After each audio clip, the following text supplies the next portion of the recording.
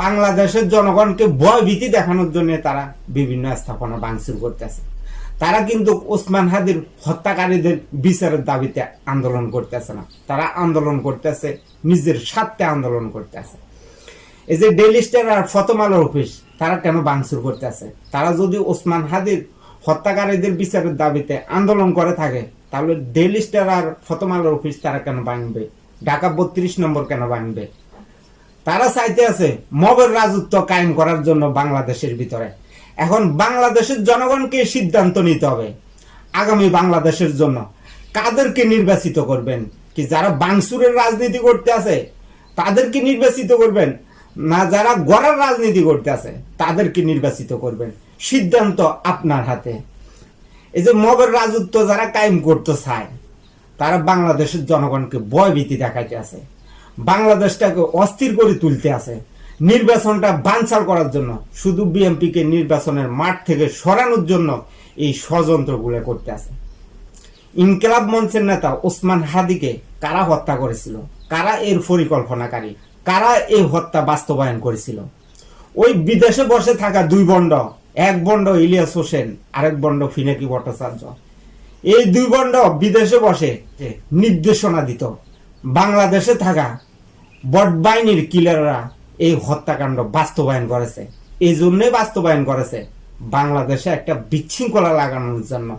ওসমান হাদির হত্যাকারীদের বিচারের দাবিতে তারা বিশৃঙ্খলা করতে তাদের জন্য সুবিধা হবে, এই কারণে হত্যাকাণ্ড ঘটিয়েছে। হত্যাকাণ্ড ঘটিয়ে এখন ওসমান হাদির হত্যাকারীদের বিচারের দাবিতে এখন বিভিন্ন স্থাপনা ভাঙচুর করতেছে। কেন তারা এগুলো করতেছে? জনমনে ভয় ভীতি দেখানোর জন্য এই কর্মকাণ্ডগুলো করতেছে। প্রথম আলোর আর ডেইলি স্টার অফিসের লোকজন তো ইনকিলাব মঞ্চের নেতা ওসমান হাদিকে হত্যা করে নাই, তাইলে তারা কেন ভাঙতে গেল ডেইলি স্টার আর প্রথম আলোর অফিস? ঢাকা 32 নম্বর কেন ভাঙতে গেল তারা? কারণ তারা চাইতে আছে রাজনীতিক ফায়দা হাসিল করার জন্য বিভিন্ন স্থাপনা ভাঙচুর করতে আছে, শুধু নির্বাচনটাকে বানচাল করার জন্য, বিএনপিকে নির্বাচনের মাঠ থেকে সরানোর জন্যই এই ষড়যন্ত্রগুলো করতে আছে। যারা মব সৃষ্টি করে মানুষকে হত্যা করতে আছে, মব সৃষ্টি করে মানুষকে ভয় ভীতি দেখাইতে আছে। এখন যারা মব সৃষ্টি করে মানুষ হত্যা করতে আছে, আগে স্বৈরাচারের সময় বাংলাদেশের জনগণকে হত্যা করতো জঙ্গলি ট্যাগ দিয়ে রায়। এখন বর্তমানে যারা মব সৃষ্টি করে মানুষ হত্যা করতে আছে তারও একই কায়দা বর্তমানে মানুষ হত্যা করতে আছে। এখন তারা ট্যাগ দিতে আছে স্বৈরাচারের দোষর, আমেরিকার দোষর। এই ট্যাগ দিয়া এখন বর্তমানে মব সৃষ্টি করে মানুষ হত্যা করতেছে। কারা মানুষ হত্যা করতে আছে? বাংলাদেশের জনগণ সবকিছু দেখতে আছে কারা ষড়যন্ত্র করতে আছে নির্বাচনটা বানচাল করার জন্য।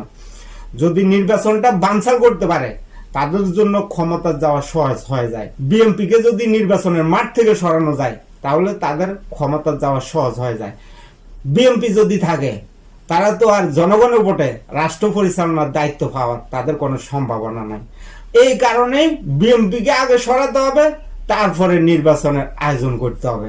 এখন তারা আবার নতুন করে ষড়যন্ত্র করতে আছে, বলতে আছে ওসমান হাদির হত্যাকারীদের বিচার না হওয়া পর্যন্ত বাংলাদেশে কোনো নির্বাচন হবে না, দরকার হলে আরো 1 বছর পরে নির্বাচন হবে। তারা এই দাবিগুলো এখন তুলতে আছে। এই যে এখন বিভিন্ন বক্তব্যের মাধ্যমে দেখা যায় কারা এই বক্তব্যগুলো দিতে আছে, বলতে আছে ওসমান হাদির হত্যাকারীদের বিচার না হওয়া পর্যন্ত বাংলাদেশে কোনো নির্বাচন হতে দেওয়া হবে না। আগে ওসমান হাদির হত্যাকারীদের বিচার হবে, তারপরে নির্বাচন হবে। আসলে তারা পরিকল্পনা করিয়ে এই ইনকিলাব মঞ্চের নেতা ওসমান হাদিকে হত্যা করেছিল। এখন আবার পরিকল্পনা করিয়ে তারা এখন দাবি তুলতে আছে আগে ওসমান হাদির হত্যাকারীদের বিচার করতে হবে, তারপরে নির্বাচন হবে। এর আগে কোনো নির্বাচন হবে না, দরকার হয় আরো 1 বছর পরে নির্বাচন হবে। কারা এই দাবিগুলো উপস্থাপন করতেছে? যারা বাংলাদেশে মব সৃষ্টি করতে আছে তারাই এই দাবিগুলা উপস্থাপন করতে আছে। যারা বাংলাদেশের ভিতরে বিভিন্ন স্থাপনা ভাঙচুর করতে আছে, ঢাকা 32 নম্বর ভাঙচুর করতে আছে, প্রথম আলোর অফিস ভাঙচুর করতে আছে, ডেইলি স্টার অফিস ভাঙচুর করতে আছে, তারাই এই পরিকল্পনা করিয়ে সবকিছু করছে, তারাই এখন আবার দাবি জানাইতে আছে।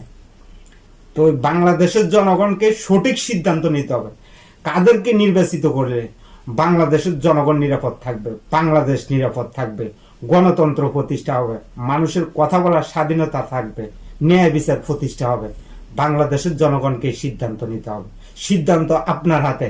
আগামী বাংলাদেশ গঠন হবে আপনার সিদ্ধান্তের উপরে। আপনি যদি ভুল সিদ্ধান্ত নেন, বট বাহিনীর ক্লিয়াররা বাংলাদেশকে মবের রাজত্ব বানাবে। আপনার সিদ্ধান্তের উপরে আগামী বাংলাদেশ।